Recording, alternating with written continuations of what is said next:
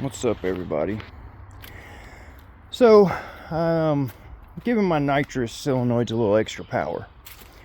I had a problem with my fuel solenoids not acting the way they're supposed to because of lack of power. So I'm gonna give them more power, and the reason that I'm shooting this video is not because of that, but because of this new cheap tool I got. So it's the Harbor Freight hydraulic crimping tool. I've been looking at it for probably a year or two now, wondering if I should get one. I've been using this guy to crimp my big stuff, so that sucks. Sometimes you're in a spot where you ain't got enough room, so this is the tool itself, and I just used it for the first time, and I gotta say I love it.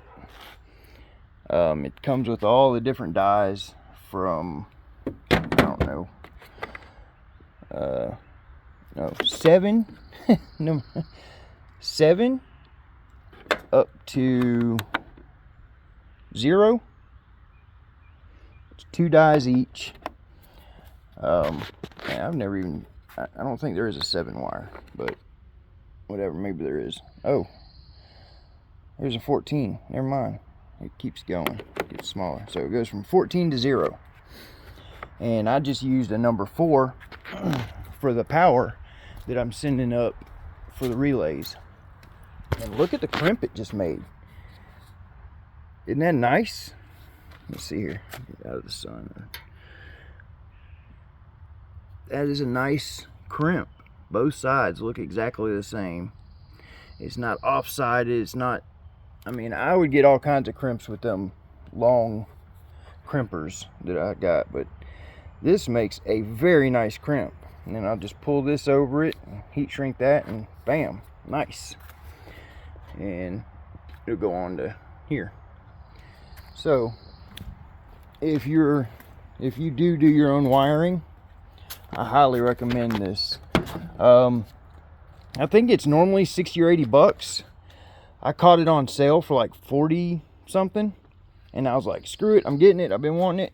Comes with the case, all the dies.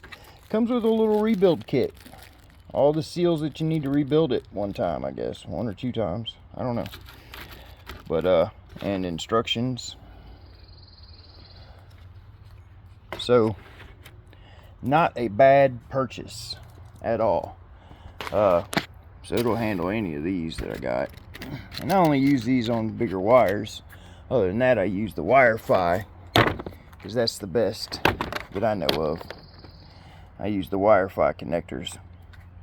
They are heat shrink connectors, and they are solid. They're not 2-piece. They don't have a split in them. I think that I've shown these before on this channel.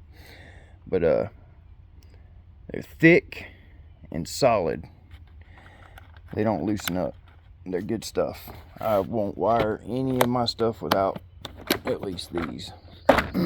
So that's what I wanted to show. So I'm going to run a number 4 power and a number 6, I think. Number 6 or 8 ground. No, it's a 6. Or is it an 8? It is 8. It's an 8 ground. So number 4 power, number 6 ground up here, and this power will be just for my solenoids. I've got relays that I'm gonna put here, and I'm gonna try to split them up so that they'll be running off the same switch, which is the controller. The controller will switch the relay, and then the relay will allow this to give power to them. So I won't have a power starvation problem. If you have a nitrous system, these relays, man, if you just run them wide open, you know, it doesn't take as much. But when you run them through a program like I do, you got to have good power, because they're constantly opening and closing as fast as they can. And a nitrous solenoid takes a whole lot of power, because it has to close against what I run mine at just over 1,000 psi for my tune.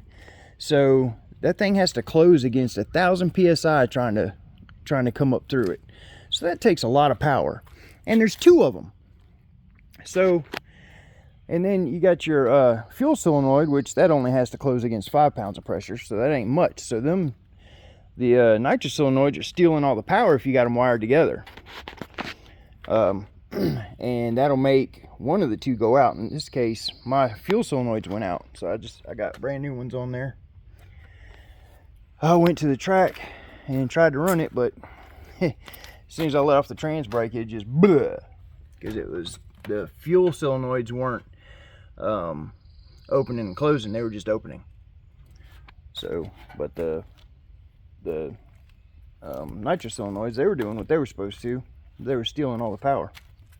So I rewired them, and this way that I got them wired will work. It does work, but I'm just going to add this extra precaution to it so that it's got full strength from the battery, which it does already, but it's coming off of another post in here.